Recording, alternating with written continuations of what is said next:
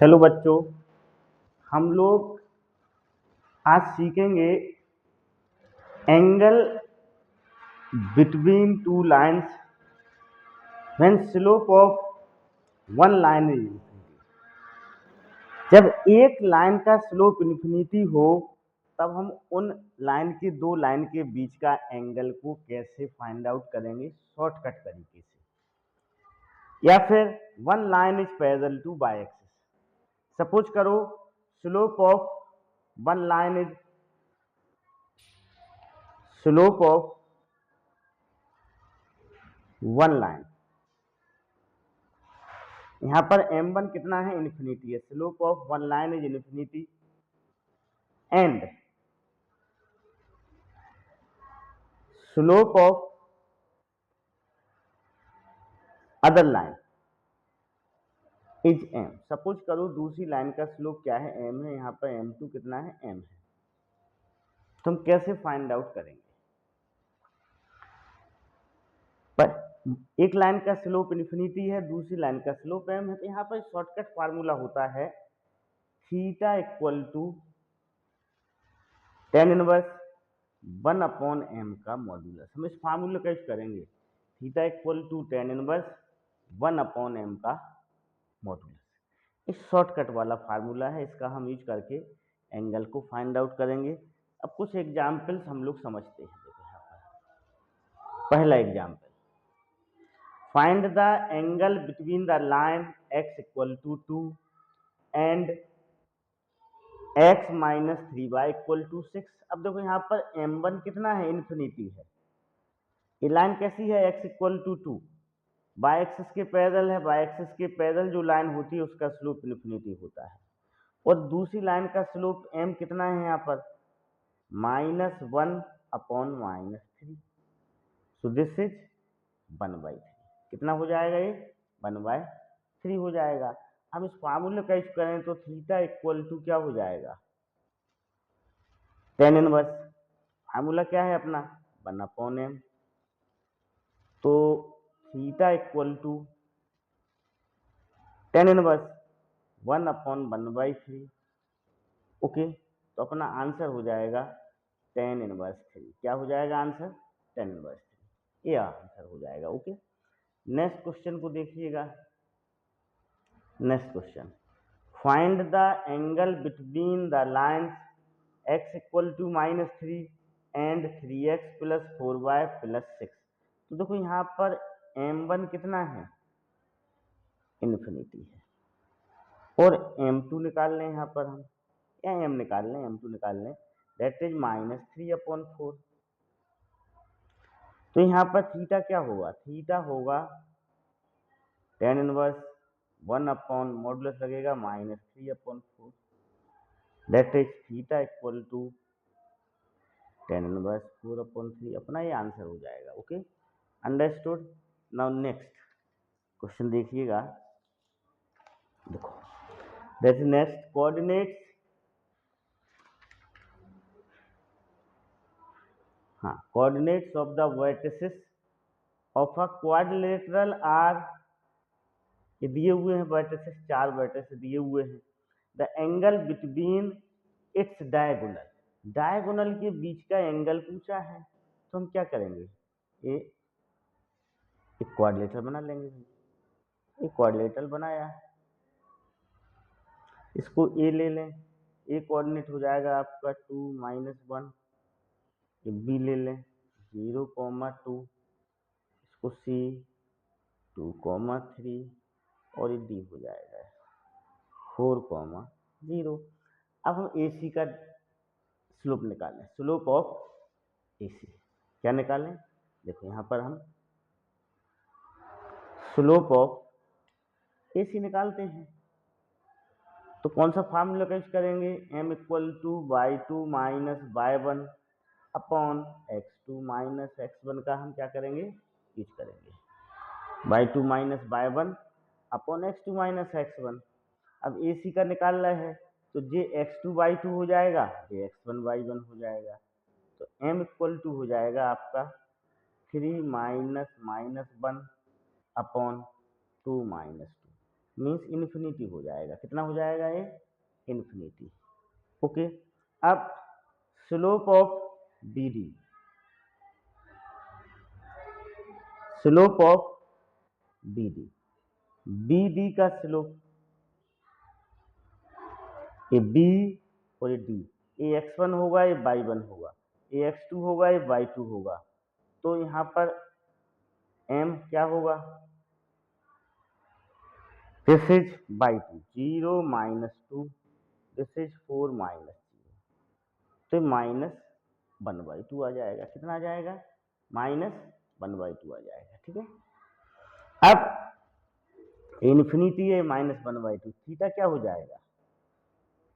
tan inverse 1/-1/2 का modulus, this is tan inverse 2। तो tan inverse 2 हमारा ये क्या हो जाएगा? अपना फाइनल आंसर हो जाएगा। ओके, तो जब कभी भी एक लाइन का स्लोप इन्फिनिटी दिया हुआ हो, दूसरी लाइन का slope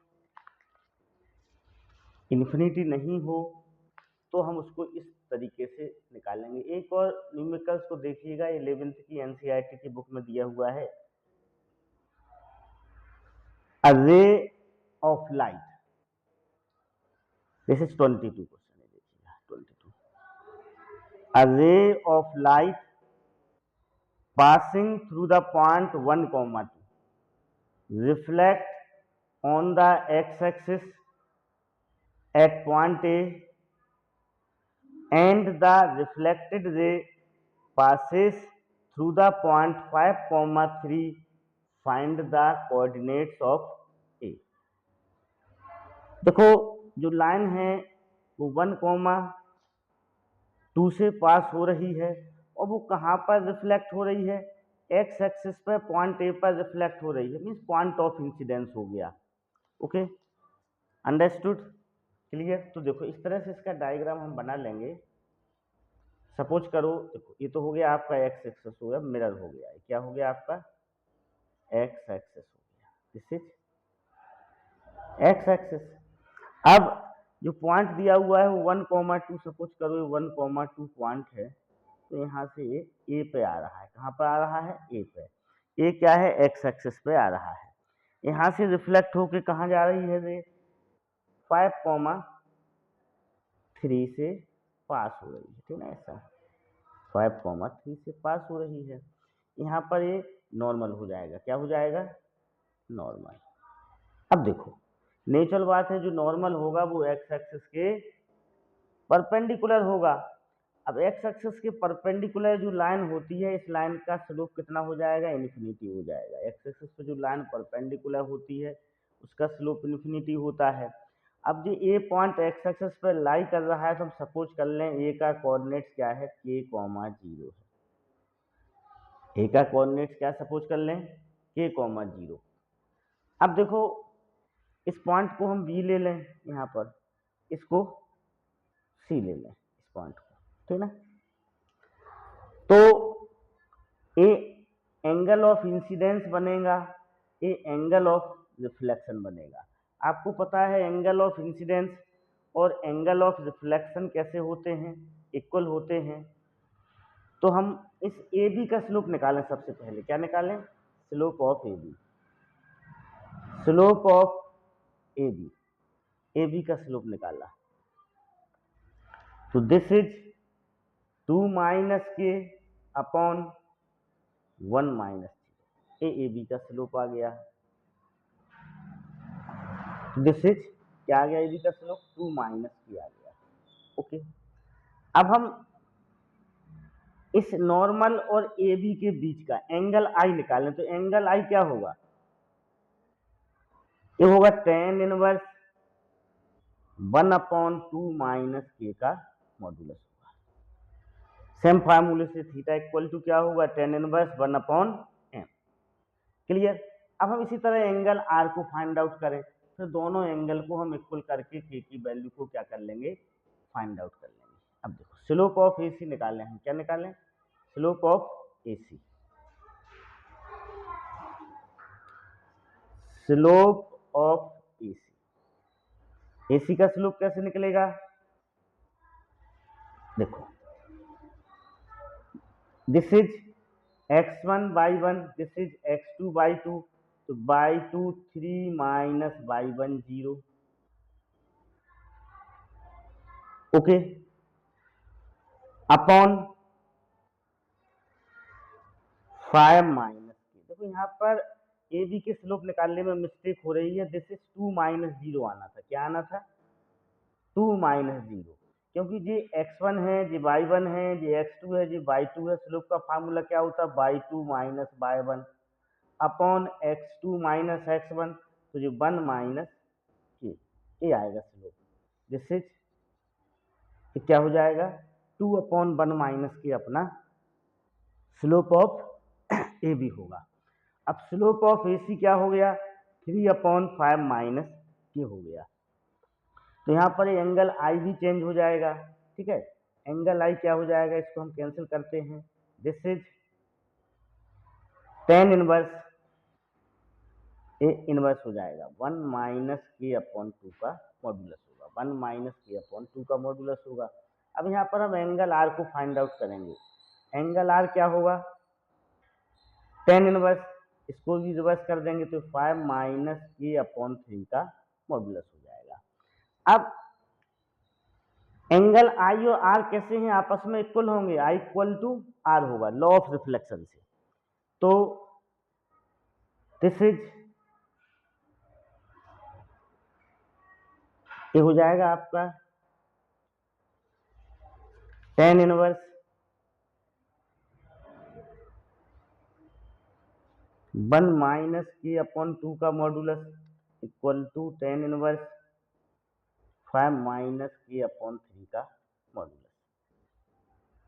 okay, this is 1 minus k upon 2 का modulus equal to 5 minus k upon 3 का मॉडुलस। मॉडुलस को हम सॉल्व करके के की वैल्यू को फाइंड आउट करेंगे। अब देखो, मॉडुलस हटता है तो प्लस माइनस का यूज होता है, तो क्या हो जाएगा? देखो 1 minus k upon 2 equal two plus, दोनों में से किसी एक तरफ प्लस माइनस लगेगा। हम प्लस साइन का यूज करते हैं। किसका यूज करें? प्लस साइन लेते हैं। तो 1 minus k upon 2 equal to 5 minus k upon 3। इसको हम सॉल्व करेंगे। ओके, अब इसको सॉल्व करते हैं। क्रॉस मल्टीप्लिकेशन लेंगे तो 3 माइनस 3 के इक्वल टू 10 माइनस 2 के। ठीक है, तो ये 3 माइनस 10 इक्वल टू माइनस 2 के प्लस 3 के। तो के की वैल्यू क्या आ गई? -7 आ गई, जो कि इम्पॉसिबल है। क्यों इम्पॉसिबल है? देखो इसलिए इम्पॉसिबल है, यहाँ पर समझिएगा आप। ए पॉइंट क्या है आपका? 1,2 है। ए पॉइंट 5,3 है। अब जो वैल्यू आएगी वो 1 और 5 के बीच में आएगी। एक्स की वैल्यू किसके बीच में आएगी? 1 और 5 की। पर यहाँ पर -7 आ रही है, तो क्या होगा? इम्पॉसिबल होगा। ओके, तो हम माइनस साइन लेके उसे क्या करेंगे? सॉल्व करेंगे। इसको सॉल्व करेंगे माइनस साइन लेके। ओके, अभी हमने प्लस साइन लेके सॉल्व किया, अब हम माइनस साइन लेके सॉल्व करते हैं। ओके, देखो, तो माइनस साइन का यूज करेंगे, तो ये क्या हो जाएगा? 1 minus k upon 2 equal to -5 minus k upon 3। This is 1 minus के 3 इस तरफ गया, -2 5 माइनस के। अब इसको सिंप्लीफाई करके के की वैल्यू को फाइंड आउट करते हैं। ओके, दिस इज 3 माइनस 3 के इक्वल टू -10 प्लस 2 के। अंडरस्टूड? तो 3 प्लस 10 इक्वल टू 2 के प्लस 3 के। ओके, तो ये 13 हो जाएगा, ये 5 के होगा। तो के की वैल्यू कितनी आ जाएगी? 13/5 आ जाएगी, जो हमारे 1 और 5 के बीच में आ रही है। तो ए पॉइंट का कोऑर्डिनेट हमने क्या लिया था? k, 0 लिया था, तो ये हो जाएगा ए पॉइंट का coordinate 13/5, 0। This is our final answer होगा। क्या होगा? फाइनल आंसर होगा। तो हमने इस कंसेप्ट का यूज करके इस क्वेश्चन को सॉल्व किया। तो जब कभी भी एक लाइन का स्लोप इन्फिनिटी और दूसरी लाइन का स्लोप m हो, तो थीटा क्या होगा? tan इनवर्स √1/m होगा।